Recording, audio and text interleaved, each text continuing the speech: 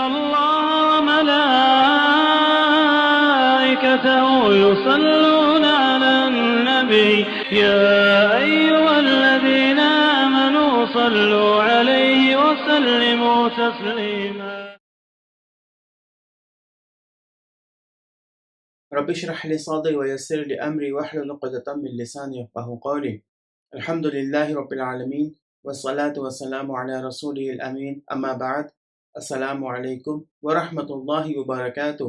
میں محمد عامر دا صحابہ سیریز میں عمر رضی اللہ تعالیٰ عنہ کی جیونی لے کر حاضر ہو چکا ہوں۔ ہم عمر رضی اللہ تعالیٰ عنہ کی جیونی میں آپ کا جو دور خلافت ہے اس کے بارے میں پڑھ رہے ہیں۔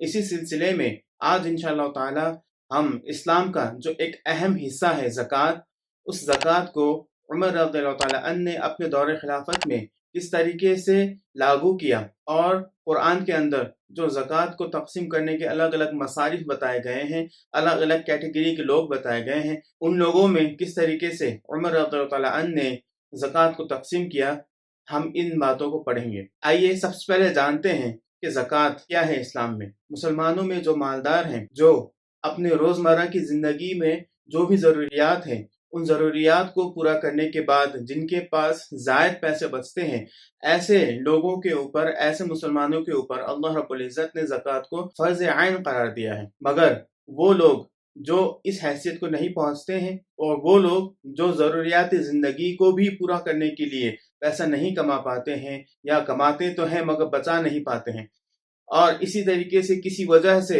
جو ضرورت مند ہو جاتے ہیں وقتی طور پر ہی صحیح، ایسے لوگوں پر بھی اسلام نے زکوٰۃ کو فرض نہیں کیا ہے۔ تو اس حساب سے دیکھا جائے اسلام کے اندر مسلمانوں کا دو گروہ بن جائے گا، ایک گروہ وہ جو زکوٰۃ لینے والے ہیں، اور ایک گروہ وہ جو زکوٰۃ دینے والے ہیں۔ قرآن کے اندر زکوٰۃ لینے والوں کی 8 قسم بتائی گئی ہیں، یعنی کہ 8 ایسے قسم کے لوگ ہیں جن کو زکوٰۃ دیا جائے گا، اور جن کے علاوہ اگر کسی کو زکوٰۃ دینا چاہیں تو نہیں دے سکتے۔ وہ لوگ جو زکوٰۃ کے حقدار ہیں، زکوٰۃ لے سکتے ہیں، ایسے لوگوں کے بارے میں اللہ رب العزت نے سورہ توبہ کی آیت نمبر 60 میں وضاحت کر دی ہے۔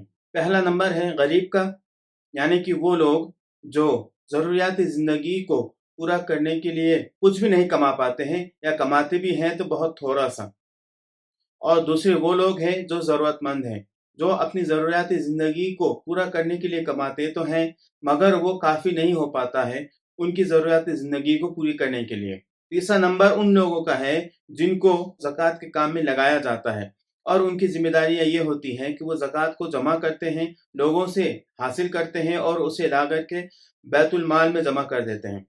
اور چوتھا نمبر ان لوگوں کا ہے جو غیر مسلمین ہیں، ایسے غیر مسلمین جن کا دل اسلام کے لیے مائل ہے، اس صورت میں ان کا اسلام لانا یقین کے قریب پہنچ جاتا ہے، یعنی کہ زیادہ امکان رہتا ہے کہ وہ اسلام لے آئیں۔ تو ایسی صورت میں بھی غیر مسلمین کے اوپر زکوٰۃ کو خرچ کیا جا سکتا ہے۔ پانچواں نمبر ان لوگوں کا ہے جو غلام ہوتے ہیں، جن کو پیسے سے خرید کر کے آزاد کرنا پڑتا ہے، تب جا کر کے وہ آزاد ہوتے ہیں۔ جو مسلمان غلام ہیں، ایسے غلاموں کو بھی آزاد کرنے کے لیے زکوٰۃ کی رقم لگائی جا سکتی ہے۔ اور چھٹا نمبر ان لوگوں کا ہے جو مقروض ہیں، جن کے اوپر قرض کا بھار پڑا ہوا ہے اور وہ اس قرض کو ادا نہیں کر پا رہے ہیں، تو ایسے لوگوں کے قرض کو ادا کرنے کے لیے بھی زکوٰۃ کی رقم کو لگائی جا سکتی ہے۔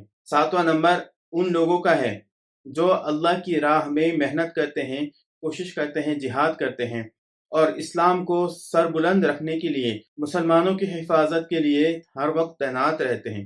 ایسے لوگوں کی خاطر بھی زکوٰۃ کی رقم لگائی جا سکتی ہے۔ اور آٹھواں نمبر ان لوگوں کا ہے جو مسافر ہوتے ہیں مگر سفر کے دوران ان کے پیسے ختم ہو جاتے ہیں، یا ان کے پاس اتنا مال نہیں ہوتا ہے کہ وہ اپنے گھر تک حفاظت کے ساتھ پہنچ سکیں۔ اس صورت میں بھی مسافر کے اوپر زکوٰۃ کی رقم کو خرچ کرنا جائز ہے۔ تو یہ وہ لوگ ہیں جن کے بارے میں قرآن میں اللہ رب العزت نے وضاحت سے بتا دیا ہے کہ انہی کو صرف زکوٰۃ دینا ہے، ان کے علاوہ کسی کو بھی زکوٰۃ نہیں دینا ہے۔ انہی لوگ میں عمر رضی اللہ تعالیٰ عنہ نے بھی زکوٰۃ کو تقسیم کیا تھا، زکوٰۃ کو بانٹا تھا۔ اللہ رب العزت نے قرآن کے اندر غریب اور مسکین کا لفظ استعمال کیا ہے۔ اگر کوئی عارضی طور پر اور ٹیمپریریلی اس فہرست میں آ جاتے تھے تو ایسے لوگوں کو بھی عمر رضی اللہ تعالیٰ عنہ زکوٰۃ کی رقم دیا کرتے تھے ان کی مدد کے لیے.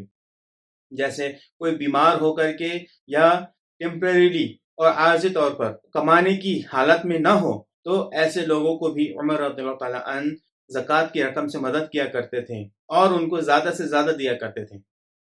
اور وہ لوگ جو دائمی مرض کا شکار ہو جاتے تھے اور اس کی وجہ سے وہ نہیں کما پاتے تھے تو ایسے لوگوں کو بھی عمر رضی اللہ تعالیٰ عنہ زکوٰۃ کی رقم دیا کرتے تھے. اور وہ لوگ جن کو زکوٰۃ جمع کرنے کی خاطر بھیجا جاتا تھا اور ان کو ان کاموں میں لگایا جاتا تھا تو ایسے لوگوں کی سیلری بھی زکوٰۃ ہی سے دی جاتی تھی. اور رہے وہ غیر مسلمین جن کے دل کو نرم کرنے کی خاطر زکوٰۃ کی رقم خرچ کی جاتی تھی، عمر رضی اللہ تعالیٰ عنہ نے اپنے دور خلافت میں صحابہ کرام رضی اللہ تعالیٰ عنہم سے مشورہ کر کے اس کو ٹیمپریریلی بند کر دیا تھا اور روک دیا تھا، کیونکہ عمر رضی اللہ تعالیٰ عنہ کے دور خلافت میں اسلام بہت مضبوط ہو چکا تھا.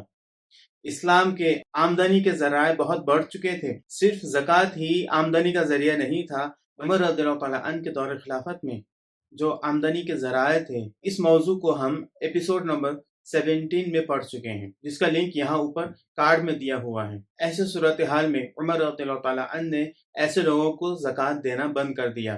اور یہ ہمیشہ کے لیے نہیں ہے، جب بھی اس کی ضرورت ہوگی تو وہاں دی جائے گی اور اس کو دینے کی کھلی اجازت ہوگی، کیونکہ عمر رضی اللہ تعالیٰ عنہ کو اسے مکمل طور پر بند کرنے کی اجازت نہیں ہے. تو وہ لوگ جو یہ کہتے ہیں کہ عمر رضی اللہ تعالیٰ عنہ نے قرآن کے خلاف کام کیا یا اللہ کی مرضی کے خلاف کام کیا ہے تو یہ بات غلط ہے. اگر ایسا ہوتا تو صحابہ کرام اس پر اعتراض جتاتے اور اس کام کو کرنے سے عمر رضی اللہ تعالیٰ عنہ کو روک دیتے. اسی طریقے سے عمر رضی اللہ تعالیٰ عنہ کے دور خلافت میں غلاموں کو آزاد کرنے کے لیے اور جو مقروض ہے ان کے قرض کو ادا کرنے کے لیے، اسی طریقے سے جو مسافر ہے اور جو وقتی طور پر ضرورت مند ہو جاتے ہیں، ایسے لوگوں کے خاطر بھی عمر رضی اللہ تعالیٰ عنہ نے اپنے دور خلافت میں زکوٰۃ کی رقم کو خرچ کیا ہے.